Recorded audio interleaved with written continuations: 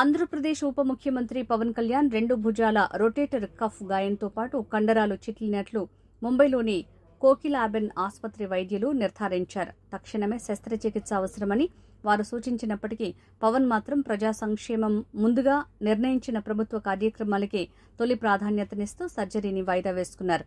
ఈ వార్త తెలియగానే ఆయన వీరభక్తుడు నిర్మాత బండ్ల గణేష్ తీవ్ర భావోద్వేగానికి లోనయ్యారు. అంతటి శారీరక నొప్పిని భరిస్తూ కూడా ప్రజాసేవలో నిలిచిన పవన్ గుండె ధైర్యాన్ని కొనియాడుతూ సోషల్ మీడియాలో ఎమోషనల్ పోస్ట్ చేశారు. ఆంధ్రప్రదేశ్ ఉప ముఖ్యమంత్రి జనసేన అధినేత పవన్ కళ్యాణ్ తీవ్ర భుజాల నొప్పితో బాధపడుతున్న విషయం సినీ రాజకీయ వర్గాల్లో హాట్ టాపిక్ గా మారింది. తాజాగా ఆయన ముంబైలోని ప్రముఖ కోకిలాబెన్ ధీరుభాయ్ అంబానీ ఆసుపత్రిని సందర్శించగా అక్కడ ఆయనకు పలు వైద్య పరీక్షలు నిర్వహించారు. ఈ పరీక్షల్లో పవన్ కళ్యాణ్ 2 భుజాల రొటేటర్ కఫ్ తీవ్రంగా గాయపడినట్టు, అలాగే అక్కడి కండరాలు చిట్లినట్లు వైద్య నిపుణులు గుర్తించారు. పరిస్థితి తీవ్రతను బట్టి ఆయనకు తక్షణమే శస్త్రచికిత్స అవసరమని వైద్య బృందం సూచించింది. వైద్యులు తక్షణమే సర్జరీ చేయించుకోవాలని హెచ్చరించినప్పటికీ పవన్ కళ్యాణ్ మాత్రం తన వ్యక్తిగత ఆరోగ్యం కంటే ప్రజా సంక్షేమమే మిన్న అని నిరూపించారు. ప్రస్తుతం రాష్ట్రంలో ఉన్న పాలనాపరమైన బాధ్యతలు, ముందుగా ఖరారైన ప్రభుత్వ అధికారిక కార్యక్రమాలు, ప్రజలకు ఇచ్చిన హామీలను నెరవేర్చడానికి ఆయన తొలి ప్రాధాన్యత ఇచ్చారు. ఈ షెడ్యూల్స్ అన్నీ సజావుగా పూర్తయిన తర్వాతే వీలును బట్టి శస్త్రచికిత్స చేయించుకోవాలని పవన్ కళ్యాణ్ ధైర్యంగా నిర్ణయించుకున్నారు. తీవ్రమైన శారీరక నొప్పిని భరిస్తూ కూడా ఆయన ప్రజాసేవలో నిమగ్నం కావటం ఇప్పుడు సర్వత్రా చర్చనీయాంశంగా మారింది. పవన్ కళ్యాణ్ భుజాల గాయం సర్జరీ వార్త బయటికి రాగానే ఆయన పరమ భక్తుడు, ప్రముఖ నిర్మాత బండ్ల గణేష్ తీవ్ర భావోద్వేగానికి లోనయ్యారు. పవన్ కళ్యాణ్ను తన దైవంగా భావించే బండ్ల గణేష్ సోషల్ మీడియా వేదికగా తన ఆరాధ్య దైవానికి సంఘీభావం తెలుపుతూ ఎమోషనల్ ట్వీట్ చేశారు.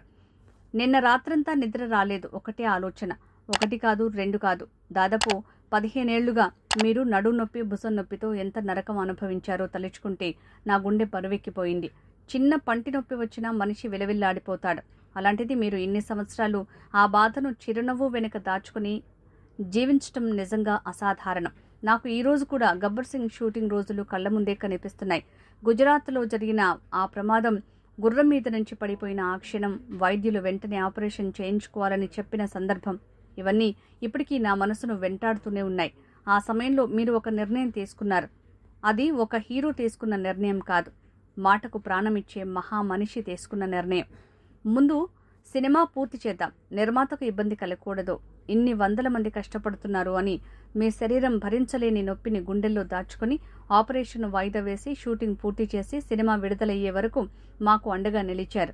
ఒక నిర్మాతగా ఆ రోజున మీరు నాకు ఇచ్చింది ఒక హిట్ సినిమా మాత్రమే కాదు, జీవితాంతం మర్చిపోలేని రుణం. ఆ రుణాన్ని నేను ఏ జన్మలోనూ తీర్చుకోలేను. ఈ రోజు మీ ఆరోగ్యం గురించి ఆలోచిస్తుంటే నా హృదయం ముక్కలవుతోంది.